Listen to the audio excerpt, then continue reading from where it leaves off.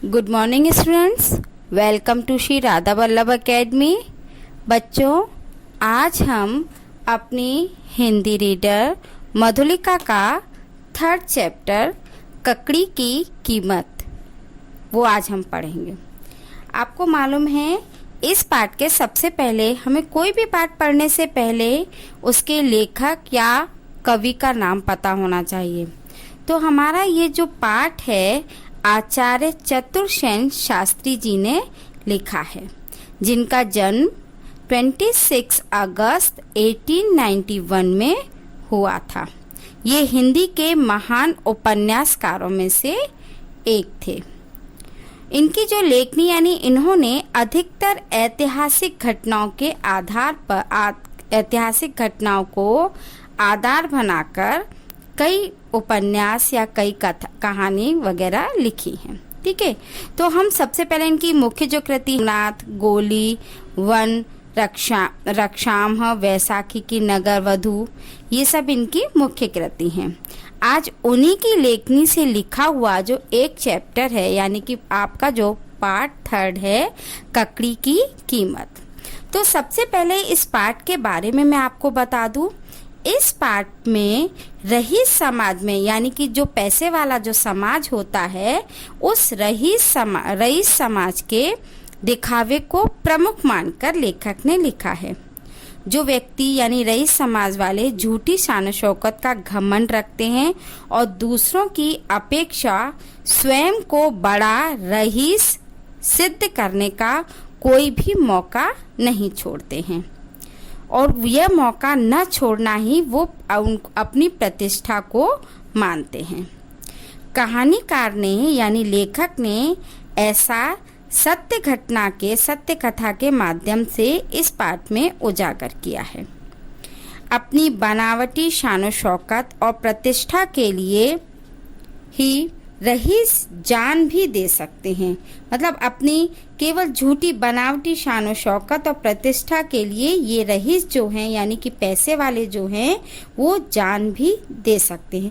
वो इस पाठ के माध्यम से बताया गया है। यह पाठ जो है वो रईस समाज के दिखावे की संस्कृति पे एक बहुत बड़ा कटाक्ष किया गया है।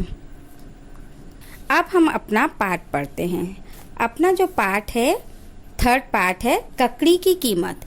देखो, इस पाठ में रईस समाज के बारे में बताया गया, उनकी शान शौकत के बारे में बताया गया है कि वह अपने इस शान शौकत के चलते हुए किसी भी दिखावे की संस्कृति पे इसमें बताया गया है कि वो अपनी शान शौकत और प्रतिष्ठा के लिए जान भी दे सकते हैं।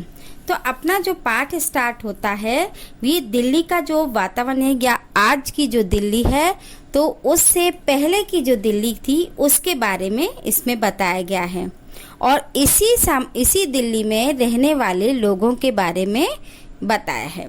तो सबसे पहले हम स्टार्ट करते हैं।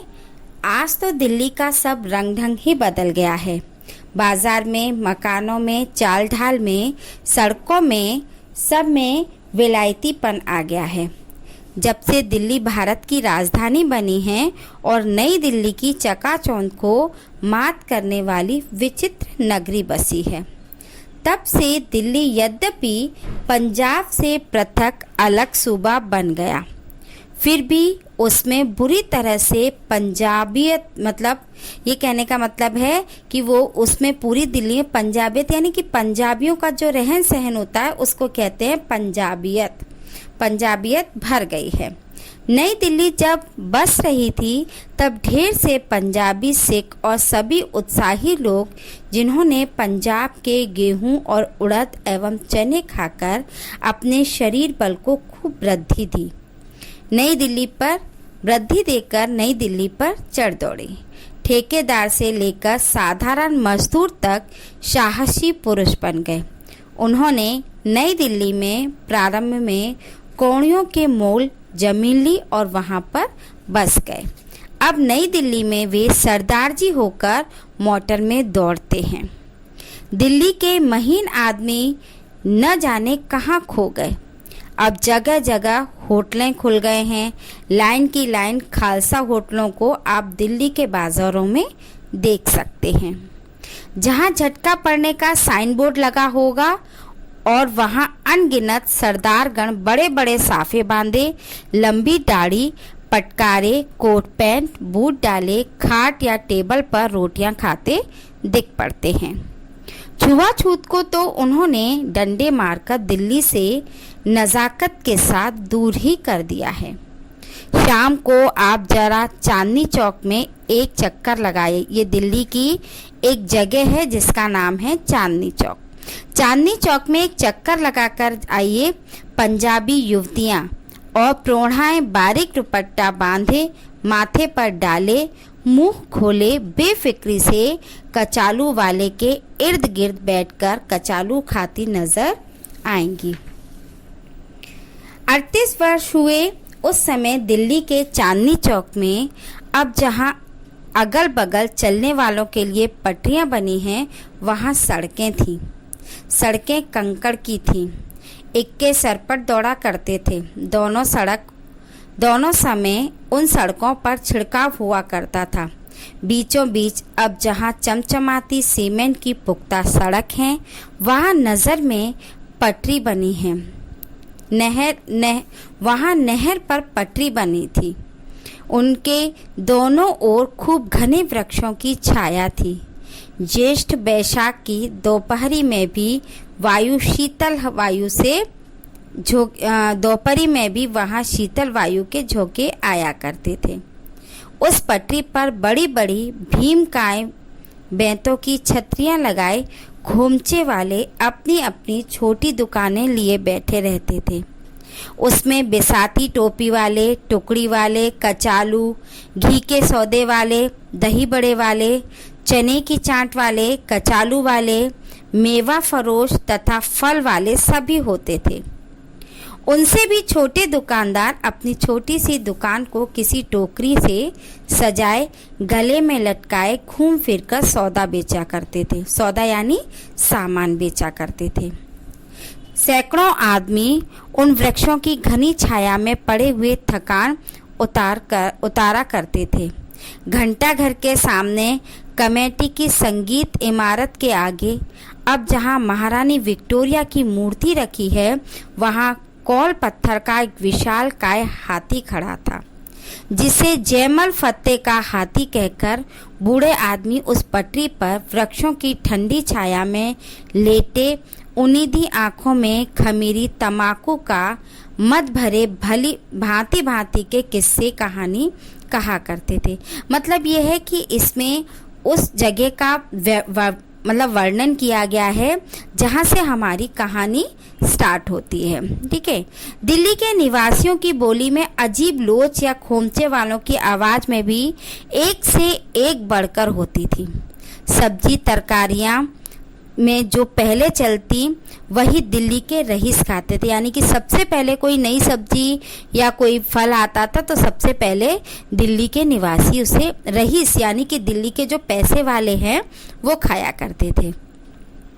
भिंडी और करेले जब तक रुपए सेर बिकते थे, कच्ची आम का कैरियाँ जब तक बाहर आने सेर बिकती थी। 12 आने ये बेटा एक मतलब पैसे उस समय आने वगैरह चलते थे उसको कहा गया है। तो बाहर आने सेर बिकती थी, तभी तक वे दिल्ली वालों के लिए खाने की चीज़ समझी जाती थी।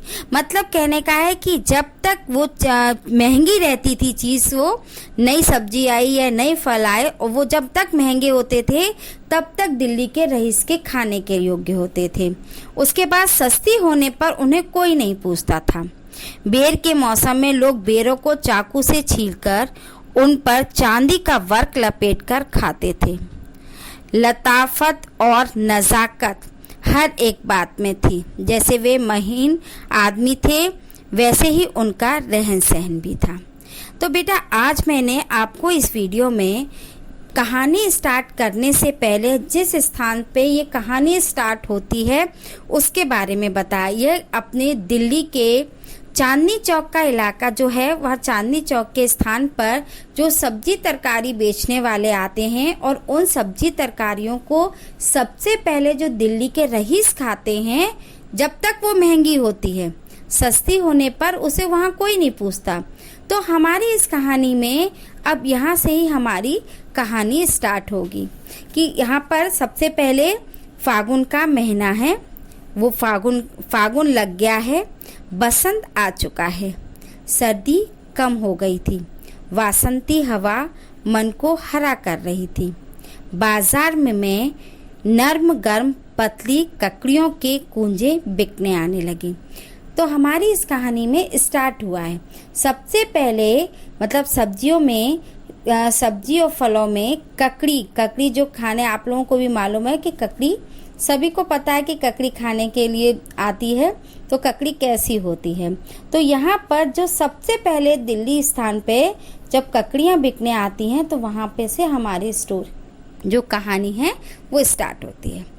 अब हम इसके आगे की स्टोरी नेक्स्ट वीडियो में बताएंगे। Thank you.